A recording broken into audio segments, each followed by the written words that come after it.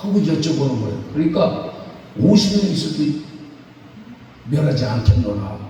그러면 45인이 있으면 멸하지 않겠습니까? 45인. 그러다가 자신이 없어요. 이게 40인, 30인, 20인, 나중에 10명을 얘기했어요. 의인 10명만 있어도 그 성을 멸하지 않으시겠다고 하시는 하나님의 말씀을 듣고 하나님은 떠나가셨어요. 그때 대면하여 대화하신 분이 여호와 하나님이시다.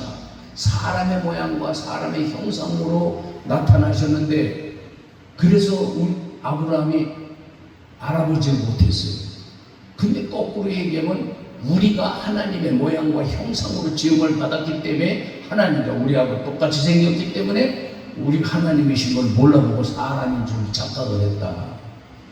그거를 제가 말씀드리고자 하는 거예요. 어쨌든 하나님께서 사람을 사랑하신 이유가 자기의 모양과 형상을 따라 사람을 만드셨기 때문에요. 그래서 하나님께서 사람에 대한 애착과 사랑을 가지시고 사람을 포기하지는 않으신 거예요. 이 세상이 그렇게 타락을 하고 막 했어도 하나님이 사람을 포기하지 않으시고 씨를 남겨주셔서 새로 시작하시고 하시면서 이렇게 지금까지 오고 계시고, 예수님을 보내셔서 자기 아들을 보내셔서 그 생명으로 우리를 살리시고 구원하시고 이렇게 구원의 길을 열어주시는 그 하나님의 사랑의 이유가 자기 모양과 형상으로 만든 하나님의 아들로 우리가 지음을 받았기 때문에 그런 것입니다. 레위기 11장 45절에 보니까 나는 너희 하나님이 되려고 너희를 애굽 땅에서 인도해낸 여호와라. 내가 거룩하니 너희도 거룩하라. 아멘. 처음에 제가요, 하나님께서 어떻게 우리같이 더럽고 추악한 인간한테 내가 거룩하니 너희도 거룩하라고 하나님의 그 신성의 그 성품을 요구하시는가, 너무 과한 요구를 하시는 거 아닌가 하고 제가 좀 의아했었습니다. 그런데 하나님의 말씀을 깨닫고 보니까 하나님께서 자기 모양과 형상으로 만들어 놓으시고 하나님의 영을 콧구멍에다 불어 넣으셔서 지으신 그 사람, 하나님의 아들로 지으신 그 사람이 그 창조주 하나님처럼 자식의 아버지처럼 닮고 아버지처럼 살아가는 것을 원하지 않는 부모가 어디 있어요? 그와 마찬가지로 하나님께서도 저와 여러분을 지으신 그 부모의 마음에서 이렇게 자기를 닮기를 원하시고 자기처럼 살기를 원하시는 하나님의 요구가 결코 과하지 않다는 말씀인 거죠.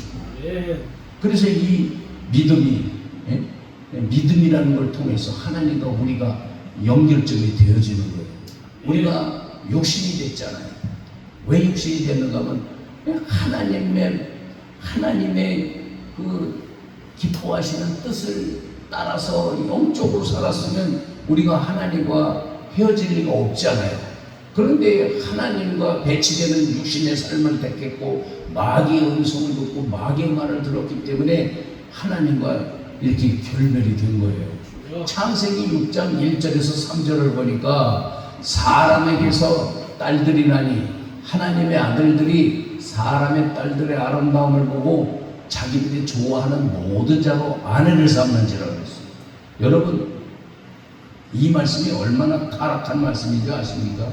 하나님께서 아담을 창조하셨는데 항상 홀로 독초한다고 그랬어요. 항상 혼자 있는 걸 보고 하나님께서 안쓰러우셨어요. 좋지 않게 여기시고 돕는 배필을 지어야 되겠다 하고 여자를 만들어서 이렇게 아담에게 데려다 주셨어요. 이 짝을 지어주신 이유가, 남자에게 여자를 지어주신 이유가 그 혼자 있는 것이 하나님 보시기에 안 좋으니까 이제 돕는 배필을 만들어 주신 거예요. 그래서 우리가 결혼을 할 때도요, 하나님께서 처음에 아담에게 그 짝을 만들어서 데려다 주신 것 같이 우리가 결혼을 할 때도 남자는 자기 아내감을 위해서 하나님께 기도하고 하나님을 의지하면서 하나님의 도우심을 구해서 하나님이 데려다 주시는 아내, 하나님이 만나게 해주시는 그 남편, 이렇게 만나서 결혼을 해야 정말 하나님이 기뻐하시는 가정을 누릴 수 있는 거 아니겠습니까? 그런데 이 타락한 세상에서 창세기 6장에 보니까 하나님의 아들들이 사람의 딸들의 아름다움을 보고 자기들이 좋아하는 모든 자로 아내를 삼는지라. 아니, 제가 지금 웃기게 지금 예를 들어서 얘기를 해볼게요. 이렇게 지나가다가 보니까는 이 여자 보니까 얼굴이 이쁘고 쭉쭉 빵빵하게 생기는데 마음에 들어. 그래서 이걸 데려다가 아내로 삼았어요. 이걸 아내로 삼고 보니까 저기 가니까 또 여자가 있어. 근데 또 마음에 들어. 그 놈도 붙잡아다가 아내로 삼았는데 결혼을 막 하고 돌아서니까 저놈도 있고. 그래가지고 그 놈도 아내로 삼더니 가는 데마다 보니까 이놈도 욕심이 나고 저놈도 이놈 저놈 다 갖다가 좋아하는 사람 다 아내를 삼아서 한 30명 아내를 삼았는데 아이 집 김서방 보니까 그놈은 50명을 아내로 삼았대야. 눈이 나와야 안 나와. 그렇게 살다 보니까는 너도 나도 하다 보니까는요 온 세상이 전부 다 그렇게 사는 개판 세상이 됐더라. 그래서 하나님이 창세기 6장 3절에 하시는 말씀이 내가 다시는 나의 영이 나의 신이 사람들과 함께 하지 아니하리니 이는 그들이 육신이 되리라 그랬습니다. 육신이 되었다는 것은 하나님께서는 코에 생기를 불어넣어 주셔서 그 속사람이 성령이에요. 내 속 안에는 겉은 진흙으로 만든 육신이지만은 육신 속에 생기를 불어넣어 주셔서 하나님의 영 푸뉴마 성령이 들어와 있는 성령으로 지음받은 하나님의 아들 하나님의 신성이 그대로 우리 속에 있는 그런 하나님의 아들의 삶을 살다가 이제 육신 영의 일들을 무시해버리고 하나님을 거절해버리고 육신적으로 좋아하는 모든 사람들을 다 아내로 삼는 육신적인 선택을 하고 사는 세상이 되었더라. 그래서 하나님의 심판을 받은 거예요. 그래서 내가 다시는 나의 신이 사람들과 함께하지 아니하리니 이는 그들이 육신이 됨이라. 그러나 그들의 날은 120년이 되리라. 그때로부터 심판을 작정하신 그날부터 함께하지 않으시겠다고 말씀하신 그날부터 120년 후에는 심판하실 것을 작정하셨기 때문에 그들의 날은 120년이 되리라 하고 120년 뒤에 그들은 다 멸망할 것을 예고하신 거예요. 그리고 이제 노아에게 나타나셔서 방주를 만들라고 하셨습니다. 그래서 노아가 방주를 만드는데 하나님께서 방주를 만들 때 너와 내 아내와 내 세 아들과 내 며느리들은 방주를 만들어서 다 그 방주 안으로 들어가라고 말씀하셨어요. 방주를 만들라고 지시하시는 그때에 이미 노아의 세 아들 셈과 함과 야벳은 이미 결혼을 해서 다 아내들이 각각 다 있었어요. 그런 상태에서 배를 만들라고 하셨은즉 배 만드는 시기를 보면 노아가 500세 된 해 후에 셈과 함과 야벳을 낳았는데 정확하게 셈이 노아의 나이 몇 살에 낳냐면 창세기 10장의 2절에 보면요 셈이 홍수 후 2년 즉 셈의 나이 100세에 아르박삿을 낳았다 이렇게 말씀을 하시는 거예요. 즉 그러면 홍수 후 2년이 셈의 나이가 100세니까 홍수 후 2년이라고 했으니까 홍수가 나던 해는 그 맏아들 셈의 나이가 98세라는 이야기가 나와요. 제가 성경을 연구하고서 제가 말씀드리는 거예요. 그러면 노아 나이가 600세 되던 해 2월달 2월 1일날 홍수가 시작을 했는데 그때 셈의 나이가 98세 98세면 아브라함이 100세의 아들을 낳는데 셈의 나이가 만만치 않은 때 홍수가 난 거예요 이미. 그러나 노아의 나이는 이미 600세가 됐을 때입니다.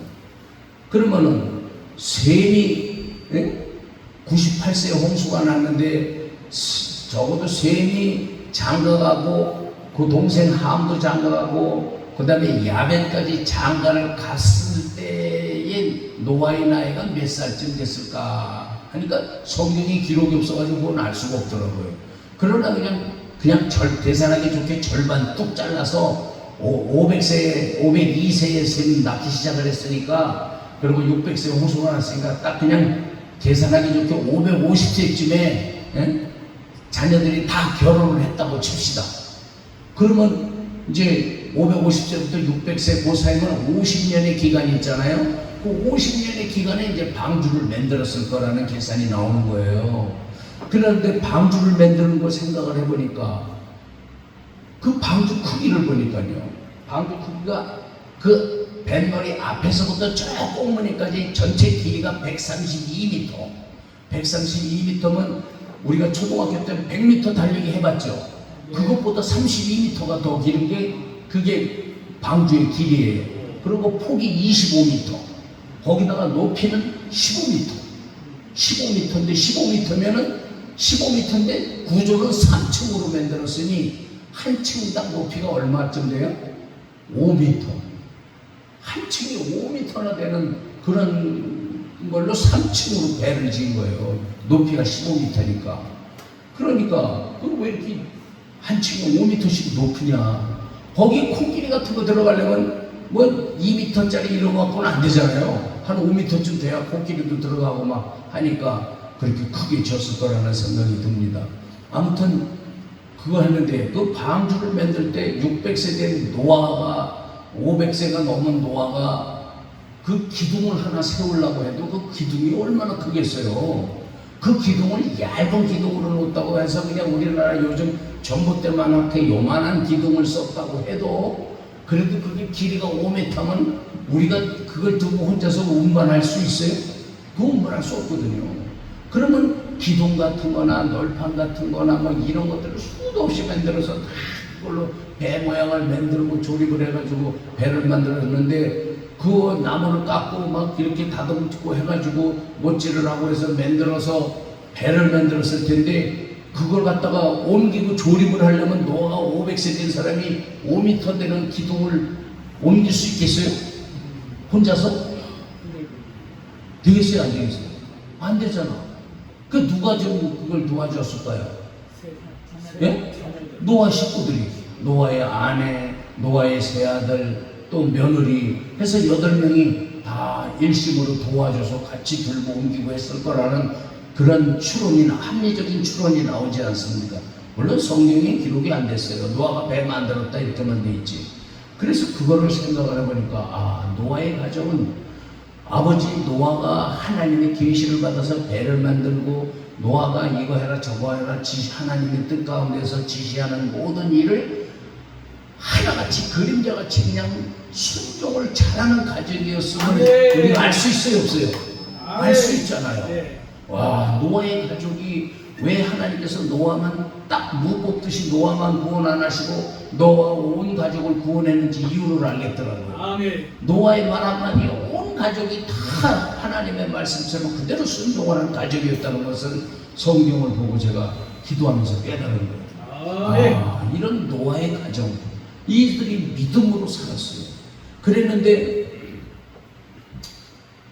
창세기 6장 8절 9절 10절을 보니까요, 그러나 노아는 여호와께 은혜를 입었더라.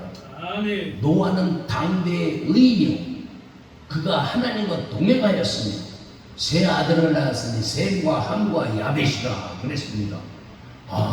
그 옛날 이 세상의 모든 사람들의 마음과 생각이 타락하고 세상의 죄악이 관영하고 사람의 마음과 생각이 다 타락하고 하나님을 기억함이 없는 그때에 하나님을 기억하고 하나님의 음성까지 들을 수 있는 신령한 그 영적인 상태에서 하나님의 음성을 들을 수 있다는 것은 보통 기도해갖고 될 일이 아니에요. 그래야 그렇습니까? 여러분 교회 몇 번 나오지 않은 사람이 하나님의 음성 기도한다고 바로바로 듣고 바로바로 응답하고 할 수 있어요? 우리 기도 원장님처럼 그냥 맨날 기도로 살아야 하나님의 음성 조금 듣고 하나님과 교통을 좀 할 수 있는 거 아니겠어요? 그런데 노아는 그 온 세상 사람이 단 한 명도 함께 예배드리는 사람이 없고 신앙생활을 하지 못하고 다 믿음이 황폐해져가는 이 삭막한 시대에 노아는 완전한 믿음을 가지고 있었고 그가 하나님의 은혜를 입었고 당대의 의인이라는 하나님의 칭호를 받았고 뿐만이 아니라 그가 하나님과 동행하였다. 하나님과 동행하였다는 건 뭐예요? 하나님의 음성을 들었던 얘기, 못 들었던 얘기? 들었어요. 하나님의 뜻을 알았다는 거예요, 몰랐다는 거예요? 알았다. 하나님과 동행하려면 하나님의 음성을 들어야 돼요, 안 들어야 돼요? 들어야 돼. 또 하나님의 뜻을 알아야 돼요, 몰라야 돼요? 알아야 돼. 알아야 되잖아요. 그러면 그런 신령한 믿음이 육신적인 상태에서 그런 믿음이 될 수가 있을까요, 없어요? 안 되는 거예요. 그럼 노아는 굉장히 신령한 신앙생활을 하고 있었다는 사실이에요. 그래서 누가복음 17장 26절에 보니까 노아의 때에 된 것 같이 인자의 때도 그러하리라. 우리 예수님께서 다시 심판해 주러 오실 때, 그때 하나님께서 그 인자의 때를 말씀하셨는데, 심판해 주러 다시 오시는 재림 예수님이 이 땅에 오실 때를 말씀하실 때 노아의 때에 된 것 같이 인자의 때도 그러하리라 말씀을 하셨어요. 그랬더니 이 노아의 때, 제가 지금 말씀드린 이 노아의 때 굉장히 주의해서 들으시기를 바랍니다. 우리가 그냥 이걸로 신앙생활하고 대충 하루하루 살아야 될 사안이 아니라는 사실이에요. 예. 노아가 그런 삶을 산 게 아니에요. 그랬기 때문에 하나님의 마음을 사로잡았고 하나님의 기뻐하심을 입었고, 심지어 하나님과 동행했다는 거, 하나님이 아무랑 동행하십니까? 하나님의 세상 사람들과 동행하셨어요, 안 하셨어요? 안 하셨어요. 가까이도 안 하셨어요.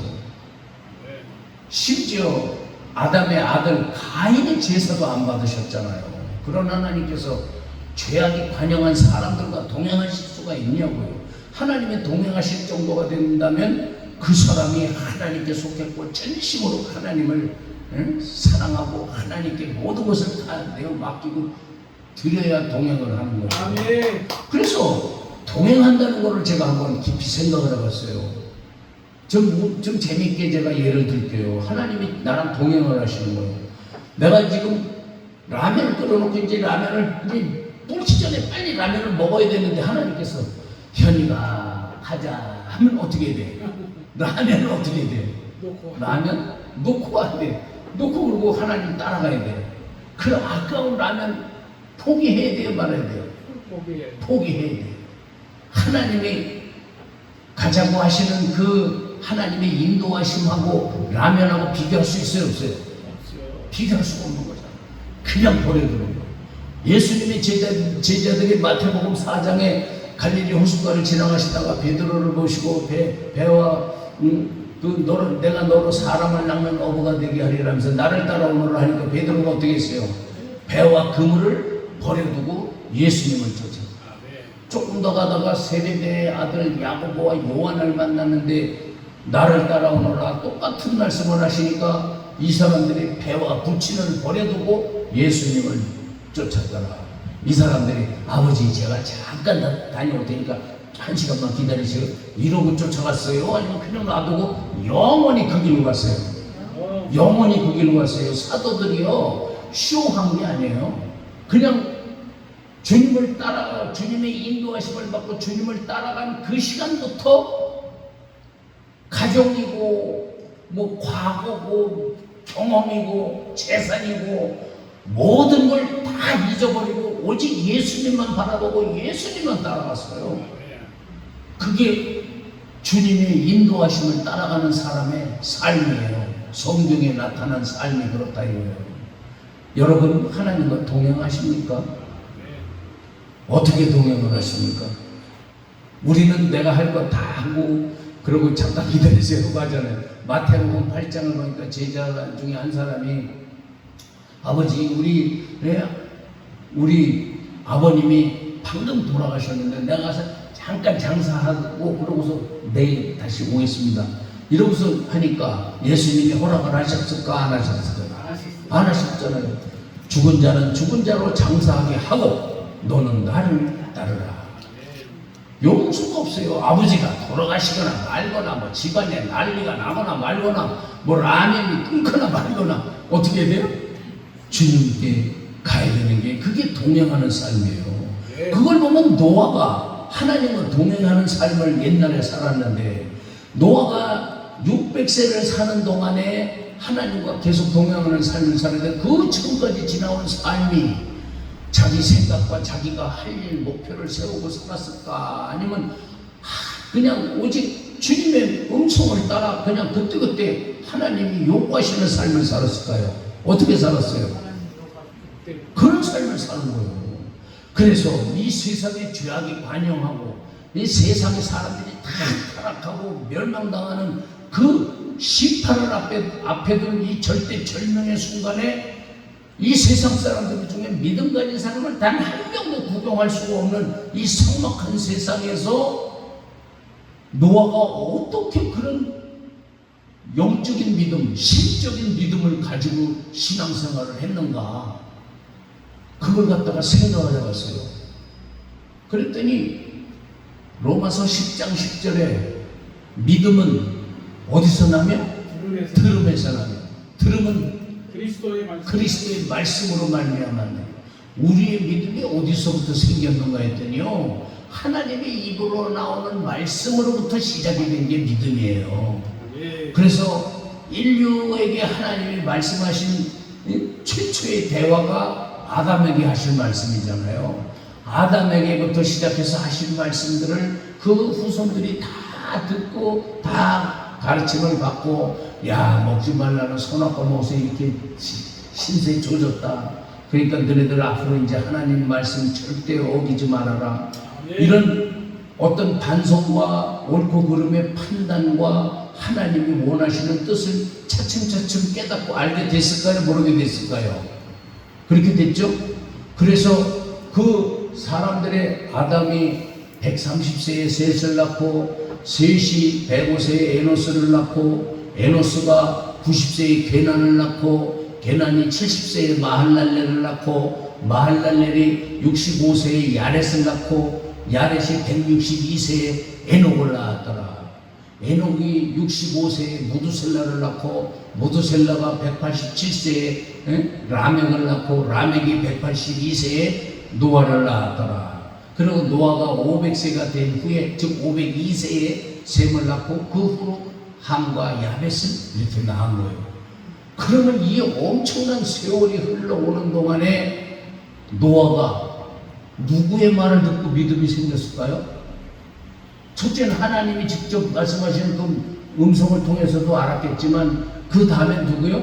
아버지를 통해서 믿음을 전승을 받았다는 걸 알 수가 있어요. 창세기 22장 7절에 보니까요, 하나님께서 아브라함에게 내 아들 내 독자 이삭을 번제로 드리라 하는 말씀을 듣고서 그 이튿날 아침 일찍이 이삭의 손을 잡고 불과 나무를 가지고 그러고서 모리아산으로 갔어요. 그걸 가는데 이삭이 창세기 22장 7절에 아버지 아브라함이요, 그래 내가 여기 있노라 말해봐라. 아니 여기 불과 나무는 우리에게 있거니와 번제할 어린 양은 어디 있나이까? 이렇게 묻는 데서 창세기가 다 풀려버렸어요. 왜? 아니 어린 이삭이 제사 짓는 걸 어떻게 알았을까요?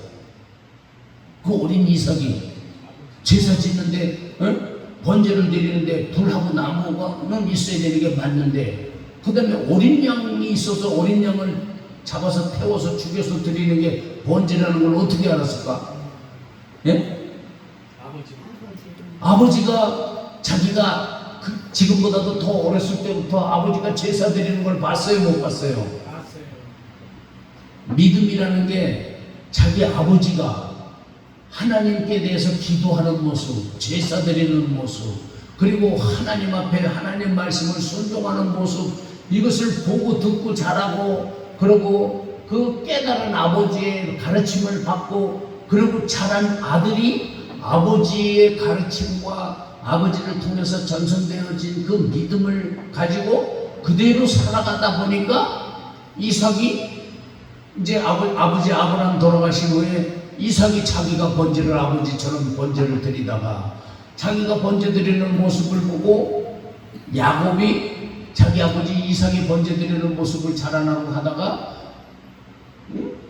에서의 칼날을 피해서 도망가다가 돌 베고 잠자다가 꿈에 나타난 하나님을 뵈고 큰 돌을 취해서 거기다 기름을 붓고, 기름을 붓는 게 전제예요, 전제. 기름을 붓고 하나님께 기도하고 한 게 그게 제사거든요, 제사. 제사의 한 방법인데 약식 제사라고도 할 수 있겠죠. 번제로 드리는 게 아니라 번제 대신 그 술이나 이제 이제 포도주나 이렇게 그 기름을 갖다가 부어드리는 걸 전제라고 합니다. 그 제사를 드린 거 아니에요. 그러면 야곱이 그렇게 드릴 수, 혼자서 그 광야에서 혼자서 그렇게 제사를 드릴 수 있었던 것은 그 아버지 이삭이 자기가 어렸을 때 아버지가 하는 걸 보고서 자기 몸에 배웠고 그 가르침을 받아서 그렇게 된 거예요. 그래서 옛 조상들의 믿음의 유전이 어디서부터 시작됐나? 아버지부터 시작이 된 거예요. 아버지에게로 전송을. 아버지는 누구에게서 시작했나? 할아버지로부터 시작된 거예요. 그래서 창세기 5장은요, 아담이 셋을 낳고 셋이 에노스를 낳고 에노스가 게난을 낳고 게난이 말랄레를 낳고 말랄레이 아렛을 낳고 쭉 이런, 근데 그 지루하거나 그래가지고 맨날 그거 참 안 받다가 어느 날 그걸 보는데 엄청 은혜가 되는 거예요. 제가 말씀드린 그 창세기 5장의 족보 얘기인데 그 족보 속에서 엄청난 은혜를 받은 거예요. 네. 그 노아의 믿음을 한번 그 아버지, 그 창세기 22장 7절에 아버지 불과 남은 우리에게 있거니와 번제하려고 그랬냐면 어디 있나이까 하는 이삭의 질문에서부터 시작해서 이삭의 믿음의 근원이 아버지였고 그 아버지 아브라함의 믿음이 그 조상 대라로 해서 그 조상으로 해서 노아에까지 이르게 된 것을 알았어요. 그래서 노아는 어떻게 해서 이렇게 그 시대에 하나님과 동행하는 믿음을 가졌나 하고 그 아버지 라멕을 봤어요. 그러니까 라멕에게서 그 믿음을 전송을 받았던 거예요. 그럼 아버지는 누구에게 믿음을 전송을 받았냐? 무두셀라에게 전송을 받았어요. 근데 무두셀라는 인류 역사상 최고 오래 살았어요. 969세를 살아서 그 무두셀라보다 더 장수한 사람이 없습니다. 그럼 무두셀라가 왜 이렇게 장수를 했느냐? 그래서 이제 기도를 하다 보니까 잠언서 10장 27절에 보니까 여호와를 경외하면 장수하느니라 그랬어요. 야, 무두셀라를 하나님께서 장수하게 하시는데 무두셀라가 혼자 나 오래 살 거야 하고 막 녹용 뿌리 먹고 산다고 오래 살아요? 아니요. 생명은 누구에게 있어요? 하나님께 있어요. 하나님이 오래 살게 해주시니까 사는 거예요. 그러면 하나님이 왜 무두셀라를 오래 살게 해주셨나 했더니 무두셀라가 하나님을 경외했다는 사실이었어요. 야, 무두셀라가 하나님을 경외하는 믿음으로 하나님을 경외하니까 하나님이 그의 삶을 기뻐하시고 축복하셔서 인류 역사상 이 무두셀라보다도 오래 산 사람이었더라고요. 969세를 살도록 하나님이 장수의 복을 내려주셨어요. 야, 그럼 이 무두셀라는 어떻게 해서 그렇게 믿음이 좋은 믿음, 충만한 믿음이 생겼나고 그 아버지를 보니까 에녹이요, 아버지 이름이. 창세기 5장 21절에 보니까 에녹이 65세에 무두셀라를 낳고 300년을 하나님과 동행하였습니다. 하나님이 그를 데려가심으로 세상에 다시 있지 아니하더라고 그랬어요. 와, 그 에녹이 하나님과 300년을 동행을 했었어요. 그래서 히브리서 11장 5절을 6절을 보니까 믿음이 없이는 기쁘시게 못하나니 하나님께 나가는 자는 반드시 그가 계신 것과 자기를 찾는 자들에게 상 주시는 이를 이심을 믿어야 할지니라. 그래서 믿음이 없이는 기쁘시게 못한다는데 도대체 무슨 믿음을 그렇게 기뻐하시나고 창세기 11장 앞절 5절을 보니까 믿음으로 에녹은 하나님과 동행하다가 하나님이 그를 데려가심으로 세상에 다시 있지 아니하였는데 하나님께서 그를 데려가시기 전에 하나님을 기쁘시게 하는 자라 하는 증거를 받았느니라 하는 말씀이 써 있어요. 그러니까 하나님께서도 보니까 에녹을 사랑하셨어요. 사랑하시니까 하나님이 가까이 해주셨고 동행을 해주신 거예요. 몇 년 동안? 300년을 동행해 주신 거예요. 300년 동안을 동행해 주시고 함께 해 주셨는데 300년을 동행하고 보니까 하나님이 가까이 해주면 해줄수록 그 에녹이 너무너무 사랑스럽고 너무너무 하나님을 기쁘시게 하는 자라는 그 증거를 받으시고서는요, 아예 에녹은 죽음을 보지 못하도록 그냥 아주 산채로 하나님이 데리고 가버리셨어요. 그러니 하나님께서 에녹을 얼마나 사랑하셨는지 알 수가 없는 거예요. 그렇게 무지무지하게 사랑하셨어. 그거는 에녹이 하나님을 기쁘시게 하는 사람이었기 때문에 그런 거예요. 그 증거를 하나님이 받으시고 그를 데려가셨다고 히브리서는 말씀하고 있는 거예요. 그래서 이 동행하는 믿음이 에녹이 하나님을 기쁘시게 하는 자요, 하나님과 300년을 동행했던 그 성령 충만한 믿음이, 그게 무두셀라를 거쳐 라멕을 거쳐 노아에게 그대로 전승이 된 거예요. 그래서 무두셀라가 그 아버지의 믿음을 가지고 하나님을 기쁘시게 하는 바람에 인류 최장수의 복을 누렸고, 그 믿음이 라멕에게 전승이 되어서 그 라멕이 아버지의 믿음을 그대로 갖다가 자식에게 물려주고 말았어요. 물론 큰 부흥이 있었던 건 아니에요. 사람에 따라 어떤 사람에게 있어서는 믿음이 크게 확산되고 부흥이 되기도 하고, 어떤 사람은 그냥 현상 유지만 하고 넘어가기도 했던 것을 이 족보를 통해서 알 수가 있더라고요. 그런데 이 에녹의 아버지가 162세에 에녹을 낳았어요.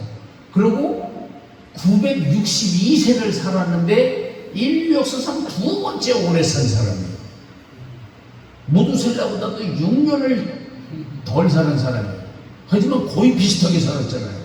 그러니까 그 사람도 장수의 축복을 받은 사람인데, 그 야렛이라는 분도 하나님을 지극히 경외했음을 우리가 알 수가 있어요. 왜? 그가 장수의 복을 누렸으니까.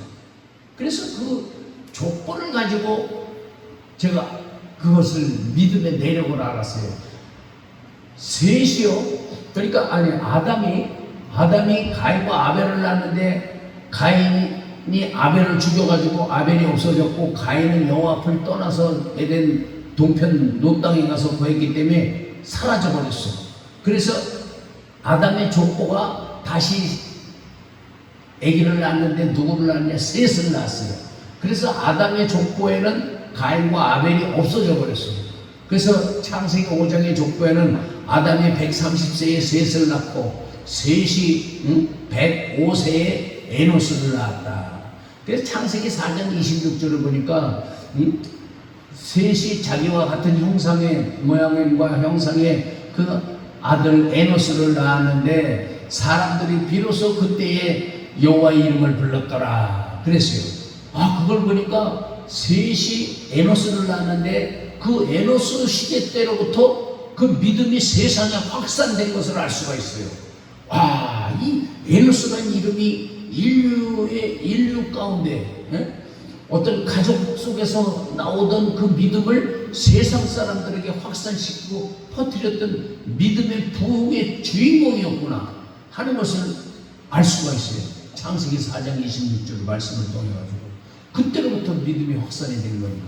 그래서 세상에 믿음이 퍼져나가다가 이제 사람들이 믿음을 떠나서 타락하고, 그 믿음의 그 전승된 그 믿음을 지키고 그대로 유지하고 지킨 사람들이 노아의 조상들이었더라. 그 노아의 조상들은 단 한 사람도 심판을 받지 않았어요. 무두셀라는 노아가 600세 되던 해 2월 1일 날 홍수가 났으니까 600세 되던 해에 죽었다면 1월 달에 죽었을 거라는 계산이 나오잖아요. 무두셀라는 노아의 나이 600세 1월 중에 언제 돌아가셨을 거예요. 그리고서 홍수가 났어. 그러면 무두셀라는 홍수 심판을 받은 거예요? 자기 명대로 사는 거예요? 자기 명대로 사는 거예요. 홍수 심판을 받지 않았어요. 그럼 그 아버지 라멕은 홍수 5년 전에 돌아가셨어. 그러면 이분도 홍수 심판 받았어요? 안 받았어요? 안 받은 거예요. 그러니까 아버지 라멕, 노아의 아버지 라멕, 노아에게 믿음을 전승해준 노아의 아버지 라멕도 홍수 심판을 받지 않았고, 할아버지 무두셀라도 홍수 심판을 받지 않았고, 그 다음에 에녹은 그냥 아예 죽음을 맛보지 않고 그냥 산채로 들림을 받았고, 그 다음에 이제 그 아버지 야렛, 그 다음에 마할랄렐, 그 다음에 게난, 그 다음에 에노스, 그 다음에 셋, 아담, 그쪽으로는 이제 믿음의 조상들이잖아요. 그래서 이 노아에게 믿음을 전승해준 그분들은 단 한 명도 심판을 받지 않았다. 홍수가 나던 해까지 사셨어도 자기 목숨대로 편안히 사시다가 소천을 하셨다는 것을 알 수가 있어요. 그래서 믿음으로 산 사람들, 어떻게 아버지의 믿음을 이렇게 그냥 평생을 간직할 수 있었는가?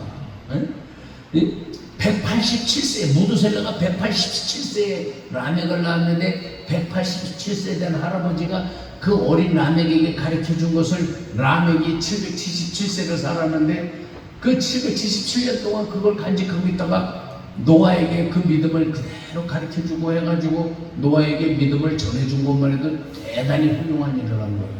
네. 자기 자손을 살렸으니까. 그런 노아의 조상들, 그래서 이 노아의 믿음이 바로 조상들을 거쳐서 왔는데, 그 조상들의 삶을 하나하나 묵상을 해보니까 이분들은 하나님의 말씀을 그냥 가슴에 평생 생각하고 평생 기억하고 그 하나님이 요구하시는 그 하나님의 범위를 결코 떠나지 않고 하나님 말씀 가운데 살았다는 것을 알 수가 있어요. 그분들은 절대 심판받지 않았고 항상 하나님이 함께 해주셨어요. 그리고 그들이 아들을 낳고 막 해서, 예? 그렇게 에녹이 65세에 무두셀라라고 그러고 300년을 하나님과 동행했고, 또 무두셀라가 187세에 라멕을 낳고 969세를 살면서 자녀를 낳았다 그랬어요. 그러니까 187세에 처음으로 아들을 낳은 거지만 187세 다음에 188세, 9세 뭐 이렇게 지나가는 그 해에 몇 년생으로 낳는지 뭔지 모르지만은 그렇게 자녀를 낳으면서 969세를 살았으니 하여튼 뭐 몇 살까지 임신을 하고 잉태를 하고 아기를 낳았는지는 모르겠어요. 187세부터 아들을 자녀를 낳으면서 그렇게 969세까지 살았다니까 그 자녀들의 숫자는 헤아릴 수 없이 많을 거라고 생각이 듭니다. 그냥 우리같이 요즘 시대처럼 유산하는 시대가 아니잖아요. 그냥 생기면 무조건 낳는 그런 시대고, 건강하고 그때는 어떤 공해나 이런 병 같은 게 없던 시대이기 때문에 그냥 건강하게 애기 그냥 하룻밤만 자기만 하면 나이가 쑥쑥 나오고 막 이렇게 그런 시대 아니겠습니까? 그러니 자손들이 얼마나 많을지 몰라요. 어쨌든 온 세상에 사람이 그 짧은 시간에 사람이 다 퍼졌으니 자녀가 또 몇 살에 아기를 낳고 뭐 낳고 사돈의 팔촌이 생기고 막 이러면서 순식간에 사람들이 무지하게 퍼져나가는 거 아니겠어요? 그런데 제가 말씀드리고자 하는 것은 그 하나님의 말씀과 명령과 그 믿음이, 조상의 믿음이 자녀에게 전달이 되어지고 하나님이 하신 일을 전했을 거 아니에요? 그것을 자녀들이 평생을 간직하고 그 말씀을 그대로 지키며 살았다는 거예요. 제가요, 청년 때 곱창을 좋아했어요. 그래서 내 친구 목사랑 종로 5가 가서 곱창집에 가서 곱창을 먹었었어. 내가 87년에 목사가 됐는데 87년도부터 하여튼 그 87년 전부터 전도사 때부터 그 곱창집을 다녔는데, 그러다가 몇십 년을 안 다녔어요. 그러다가 이제 어느 날 곱창집에 갔더니 그 곱창집이 없어졌더라고.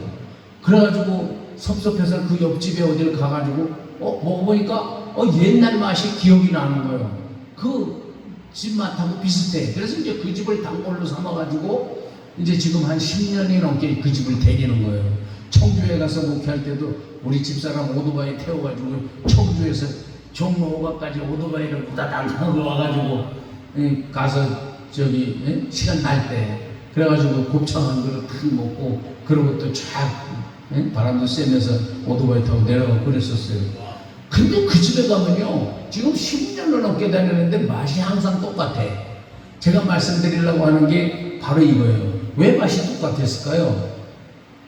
예? 요리법이 항상 똑같아요. 레시피, 정확하게 그 레시피를 쓰는 거예요. 그건 누군가가 가르쳐 줬잖아요. 여기다가 뭐 넣고 이렇게 살아요. 그래서 이렇게 그 똑같은 레시피로 그걸 만들 때마다 10년이 되든 20년이 되든 맨날 똑같이 그렇게 놓으니까 사람들은 아무리 오랫동안 있다가 어쩌다가 한 번씩 와도 맛이 어때요? 옛날 맛이랑 똑같더라. 제가 말씀드리고자 하는 게 그거예요. 이런 요리집에도 가르쳐준 그대로 해가지고서 100년씩 그 맛을 유지하면서 조성의 맛을 그대로 내는데, 이 세상적인 김치담그고 음식하는 조리도 그러는데, 하물며 믿음, 하나님께서 가르쳐주시고 말씀하신 그걸 가슴에 새기고 그대로 지키고 그냥 그대로 하나님의 말씀 가운데서 말씀을 지키면서 산다고 하는 게, 그게 쉬운 일이에요, 어려운 일이에요? 쉽지 않죠. 어려운 일이죠. 근데 그걸 그대로 그분들이 살았다는 거예요. 오히려 조상적보다도 그 자손들의 믿음이 더 부흥하고 발전했던 시기가 있었어요.